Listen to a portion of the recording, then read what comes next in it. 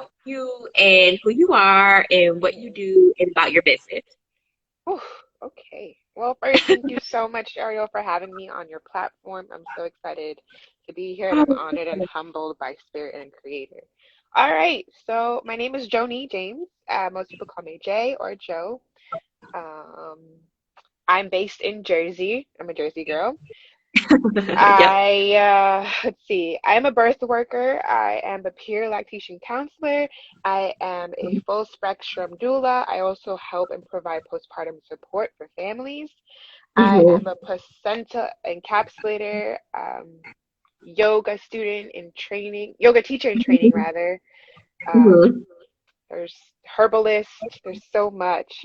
But honestly, Yeah. I'm just a student. Oh, and I'm also studying to become an IBCLC, but first my CLC. But I'm a lifelong student. You're Mhm. my co-partner, and I'm so excited. I founded the Resting Garden. It is an inclusive space for Black, Brown, Indigenous spaces, Indigenous bodies to be in, to be held, and to feel safe as they birth throughout all of life's birth life's birthing outcomes rather. Life happens and I want to be your witness for life, no matter what that looks like, even if it might be a loss. So yeah, thank you for having Yeah. me. Yeah, of course. So Joe is in training. So right now she's a peer counselor. She's in training for CLC, which is certified lactation counselor. And then IBCLC is like the ultimate, it's like the mecca of the certification for breastfeeding. That's international for certified lactation counselor, right? Did I say Yeah, that right?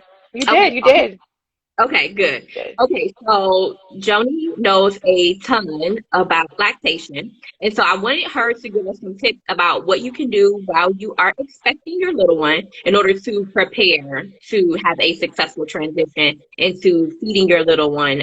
So give us your best tips, Joe. What are like 3 to 5 tips you can give everyone to prepare for feeding their Okay, baby? 35. Let's see. Number one, it is something new for you and your baby. It is Yeah. going to be a learning curve. It is okay. Breathe.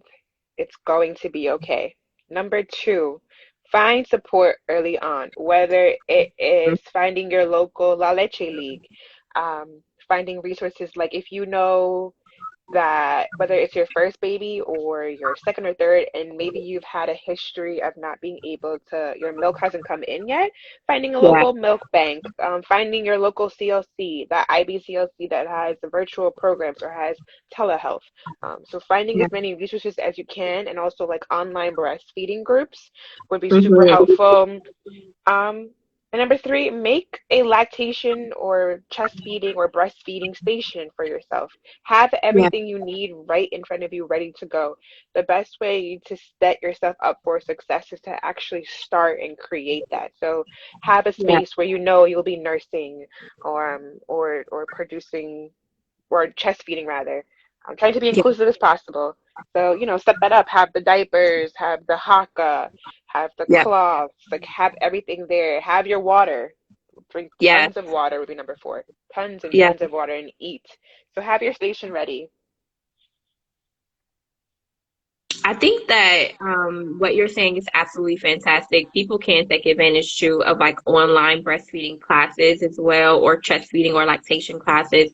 I know it may seem counterintuitive to kind of do all of this before the baby is here, but there is a lot that you can do while you are still pregnant in order to kind of get in front of this and make sure that it's a smooth transition because it may not be as, simple as it looks online, and that's okay. Just know that behind the scenes, people have gone through that same thing.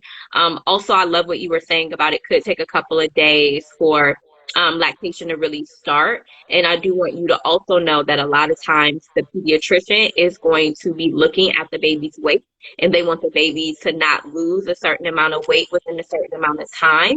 And so they are going to be heavily focused on that, and they may make a suggestion as far as going to a milk bank or getting formula in order to make sure that the baby does not drop too much weight.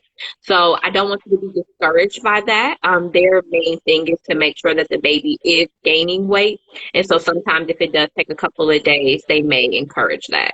Not because they don't think that you can do it, because you absolutely can, but just to make sure that the baby maintains their markers. What do you think about that as far as what pediatricians are looking for as far as like the baby's weight when they're first born? A good question. Before I answer, I also, the resources I have, there's a free link in my bio. Okay. You can download that, and you request it, and I'll send it to you, whoever wants it, who's watching it later. All of my tips and tricks are on it. And actually, one of the tips is finding a provider that aligns with your lactation goals, because that's such an important aspect to creating and continuing that lactation, that breastfeeding, that chest feeding dyad between parent or parents and the baby or babies.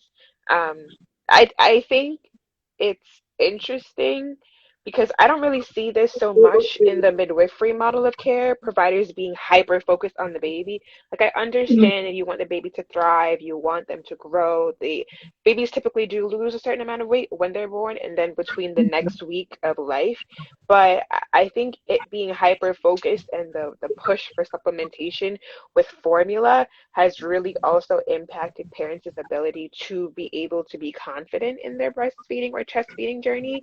So Absolutely. I have like a love dislike relationship with it. I admire the providers, I admire pediatricians, but most of them aren't like IBCLCs or CLCs. They don't really Hmm. care to like dive into the aspect of human lactation. So I Hmm. have a love-hate relationship when, or dislike rather, when I see pediatricians telling parents that, oh, you need to supplement with formula without giving options like the milk banks or zipmilk.org. Like I feel like there should be a definite shift in conversation, but I can Yeah. see why they want to do their job, but I feel like it could be done a certain way. Okay. So milk banks are another alternative to purchasing formula if that's something that you are interested in. How can people find a local milk bank, and what can you share about what you know about milk banks for those who've never heard of them? So milk banks are storage facilities that are screened. They You can type it in to your, like, you type in your zip code and type in milk bank, and then let's say you're in Teaneck, which would be milk bank near me 07666. Um, the process is pretty not intense, but they're very strict. So the parent that's donating, they have to specify how the medications they're taking. They have to, some milk banks require a medical history. Okay. Some milk banks require a drug test. Some are a little bit less lenient on that, but most require like a thorough history, list of all medications, and consents and stuff like that. So it's pretty good. Um, Another type of milk donation would also be Eats on Feets. It's where lactating parents will put out the word that they have milk that's either in storage or freshly pumped, and it's a group, Eats on Feets. Just search your local state, and then they'll be able to donate their milk. With that one's a little less strict, so it depends on the parent's preference. Milk banks are typically the highest standard for getting breast or um, mammary gland milk. Yeah. Okay. Okay. Awesome. And then as far as the pumps. I know that sometimes you can purchase pumps online, and then other times people do get them free through insurance. Do you have tips as far as like how many pumps people should have, and then what kind of pumps they should be willing to be open to and try in order to see what works? What's your hmm suggestion for that? Good question. So typically, I would definitely say to go through insurance first because it's not Okay. coming out of your pocket. Right. So definitely start trying around like 30, I would say as early as like 32 weeks. Okay. 36 would be like pushing it. but people forget, Okay. and it's okay. But as early as possible, towards the end of third trimester, just so you're not Okay. putting extra stress on yourself. Nobody wants extra stress. I don't want you to be stressed out. So Right. going through the insurance, it might take a while. They might ask you for like a script or something, and then going back and forth with your own provider and getting that script faxed over. So allowing the humanness of the interactions to be able to not cause any more delay for you would definitely Right. facilitate that. And then that way, when you can get it before your baby arrives, you can clean it, you can sterilize it, you can get familiar with the parts. There are a few um, that I had that off the top of my head, I forget. There's two. It's an open circuit and a closed circuit, and manual, and also the electrical ones. So personal preference, what I've seen work best with parents, electrical. But I will say though, there's a running joke that the hospital grade pump is like it's like literally going to McDonald's and getting their Sprite. It is up there. It is supercharged. Nothing pumps like the hospital breast pump. And I've seen a few come close. I forget the names, and I'll tell you so you can link it below later. Okay. But there are a Cool. few good ones, and there's different systems. Like the manual or the electrical pump. You also have something called an SNS, a supplemental nursing system. It's a tiny tube that can be taped to the parent's chest cavity, and then that way, if their milk hasn't come in, they can supplement with either formula, which would be, in my opinion, the last case, or they could get donated milk from the hospital or local milk bank, and that way the saliva in the baby's mouth can create something that tells the parents areola and the different enzymes in the nipple area to be able to produce more milk so that eventually their milk can come in faster. So that's another way to get milk into the baby if they're worried about failure to Wow. thrive. Okay. Yeah. Okay. Awesome. And I was thinking too about the parts. I have seen in a couple of Facebook groups where expecting parents are like overwhelmed. They don't know if the parts that they have will match the pump that they have. Is Yeah. there a way to tell like what parts will specifically match the pump, or if your pump comes with all the parts you need? Like, what's your advice on With that one, I would definitely again check with whichever wherever you're getting it from, definitely that? read like the descriptions and then try to see. There's a trick. You can measure. Second, I'll show my boobs. Is that okay if I bring my? Yeah, Okay, cool. yeah. Go ahead. So I'm a visual learner. I was like, bring my No, boobs. no, go ahead. Go ahead. So there are a few different ways. Some people have. Oh, I'm attached to one. Some people, some parents have flat nipples. Inverted would be if the nipple was completely in, but this is a flat nipple, and then this is a nipple that is erect. You can have either or, diversity, multiple colors, 'cause we're getting in multiple shades. Right. So if your nipple looked like this, you could definitely measure. So the flange is a part that would suction to your areola, and then so definitely the part that the nipple goes into the small tube like this, you definitely want the nipple to not touch the sides. If it touches the side, it's too small because when you think about it, the suction is then, I don't know if you can see that, but the suction is then going to squeeze, and that's painful. So your nipple should definitely be well cushioned and have enough space so that the tube can then pull as if the baby were sucking on your areola. And Oh, it should fit over the entire space. So you can try to measure your areolar width. I hope I said that right. And to see how long it is. And then the different flange sizes, small, medium, or large, it comes in different centimeters. And then you'll be able to like estimate how big of a size you need. Because oh, one size does not fit okay. all. Yeah, people lied about Yeah. that. One size does not fit all. And if you Wow. have flat That's, nipples, that's awesome. yeah, Yeah. and if you have flat nipples, it's the same concept. I have a love dislike relationship with nipple shields.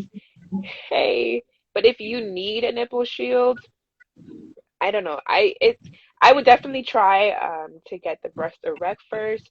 So whether that's asking the parent before I touch them, which is another thing, asking them if it's okay for me to manipulate their body in a certain way to get the tissue to be erect, or having them do it themselves and coaching them through that process. But definitely try to get the nipple erect before pumping. And that also helps if for some reason your letdown is not as quickly and the baby comes fussy, you can pump before you attach the baby to your breast. So, or Okay. chest cavity. Okay. Okay, cool. Well, thank you so much for that thorough explanation. I love that tip. I didn't know that that's something that you could do. So hopefully that answers everybody's question about like how to size and how to make sure it fits, what happens when it doesn't fit. And then you could just basically size up, right? If you do Hmm. find that you get one and then it's too close and it actually is painful, you will be able to size up. I would caution people though around like trying to pump while they're still pregnant, right? Because that could actually put you into labor, correct? Yes, yes. Um, if you, it's usually typically used in my experience and how I've seen it only if you want to induce labor. So I would Okay. definitely caution pumping too vigorously. Okay. Yeah, because that could definitely, because you're creating oxytocin, and oxytocin is a love hormone for labor. So if Yeah. you're not ready to go into labor, don't start the party tricks. Okay. Okay, awesome. So I'm gonna have Joe come back and then we'll give more tips about what you can do in order to help with lactation. We'll do that in about a week or so, give or take, and we'll try to come back. We'll try to give even more tips as far as like once the baby comes, some of the common things that people come against that are challenges, what you can do to overcome those challenges. And then if you guys have absolutely any questions, please DM me, please DM Joe. Also, check out the link in her bio. She does have a downloadable PDF that she has created full of amazing, incredible resources that she created just for this community. And we really appreciate her for that. So definitely check out the link in her bio. That way you can enter your email address. That's all it'll cost you. And she'll go ahead and send that over to you. Thank you guys so much for your time and for sticking with us all the way to the end. Hope you guys have a fantastic week and rest of your weekend. And thank you again, Joe, for sharing your knowledge and expertise. You're welcome. Thanks for having me. Of Take course. care. Thank you so much for joining. Bye. Bye.